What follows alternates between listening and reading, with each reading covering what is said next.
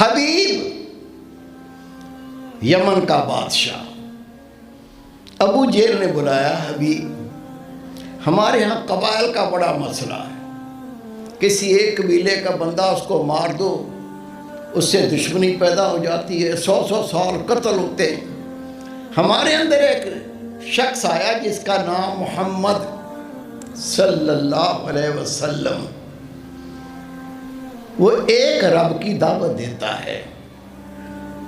हर घर के अंदर दुश्मनियां पैदा हो गई, झगड़ा पैदा हो गया, बाप बेटे का दुश्मन, बेटा बाप का दुश्मन, माँ बेटी की दुश्मन, बेटी माँ की दुश्मन।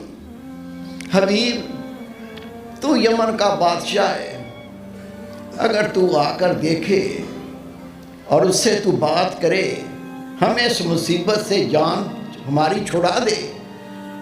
बादशाह से कौन मुकाबला करेगा, तू बादशाह है, तू आके हमारा फैसला कर। हबीब आ गया, अबू जेल समझा रहा है, हबीब उनका अदब नहीं करना, वो जादूगर है, उसके जादू से भी बचना। बड़े बड़े लोग आते हैं, चंद बातें सुन के उस तरफ मायल हो जाता है। आप हबीब क्या कहता है, मैं ऐसे सवाल करूंगा, अगर वो नबी होगा तो जवाब देगा, नबी ना हुआ तो मेरे एक सवाल का जवाब नहीं दे सकता। नबी पाक सल्लल्लाहु को बुलाया गया, तख्त पे बादशाह बैठ गया, साथ अबू जेल बैठ गया। अबू जेल भी कौम का सरदार था, सामने इसके चेले बैठ गए, इसके हमायती बैठ गए। रब ने कहा, जबरील, अबू जेल कहता है मेरा महबूब वहां जाए और अदब ना करना, जा चला जा। जब मेरा महबूब अपने साहबा कराम के साथ आए, जिनके पास खाने को रोटी नहीं थी, तन के कपड़े फटे हुए होते थे, ये अल्लाह के फकीर अबू हुरैरा रज़ी अल्लाह ताला ने फरमाते, जब मैं नमाज पढ़ता मैं एक हाथ पीछे रखता था, कपड़ा इतना छोटा होता था, सजदे के दौरान में पीछे से नंगा हो जाता था, इसलिए मुझे पीछे हाथ रखना पड़ता था। ये रसूल पाक के गुलाम फटे कपड़े पहने साथ चले। वहां पहुंचे, जबरील अमीन ने सबसे पहले अबू जेल के कान पकड़ के खड़ा किया। जब सरदार खड़ा हुआ तो दूसरे की क्या ताकत थी, बैठा रहता। सब उठ के खड़े हो गए। मेरे नबी पाक के सहाबा कुर्सियों पर बैठ गए, अबू जेल भी खड़ा है, उसके हवारी भी खड़े हैं। खुदा के महबूब को हबीब यमन का बादशाह अपने पहलू में बिठाया। का 3 सवाल है, नबी होगे तो जवाब दोगे, नबी ना हुए तो मेरे सवालों का जवाब नहीं दे सकते। नबी पाक ने फरमाया, पूछ, क्या पूछता है? पहला सवाल, मर्द वही औरत वही, कभी लड़का पैदा होता है कभी लड़की पैदा होती है।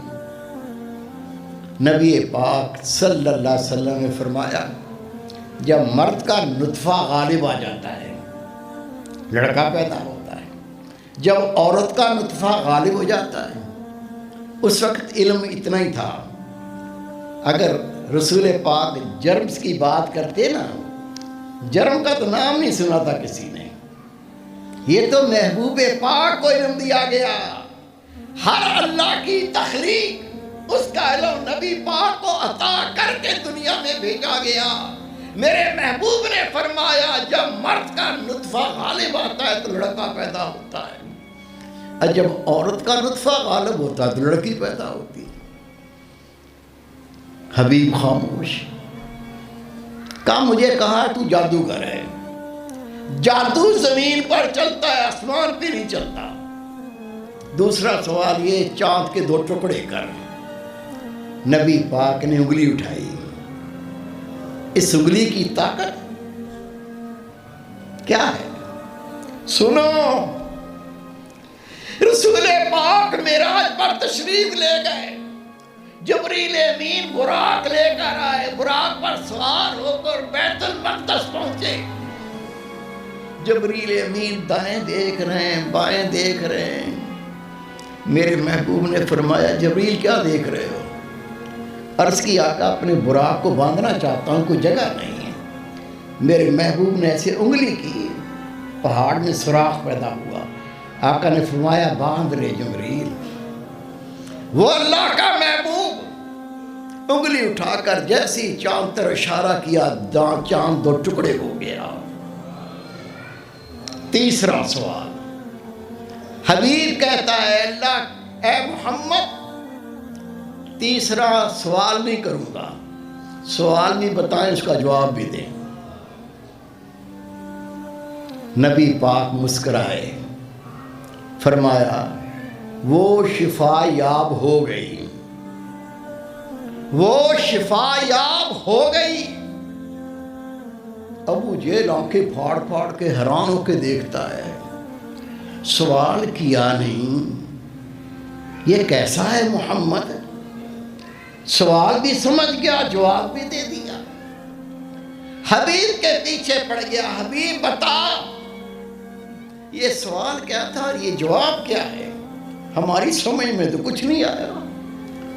हबीब कहता है, मैं वापस यमन जाऊंगा, तस्दीक करूंगा, फिर तुम्हें बताऊंगा सवाल क्या है और ये जवाब क्या था। हबीब की एक बेटी थी। आजिज़ ने बात ये की थी, बीमार आपके दर अक़दस पर आए तो शिफा पा के जाए। ये गलियों वाले हकीम नहीं थे, ये सदर में बैठने वाले हकीम नहीं थे, ये खुदा के महबूब थे। रब के बाद किसी की शान तेरे मेरे नबी की। इसकी लड़की अपाहज, हाथों से लुंड, आंखों से अंधी, कानों से बहरी, जुबान से गूंगी, ना चल सके, ना पकड़ सके, ना देख सके, ना सुन सके। गए, वापस पलटे।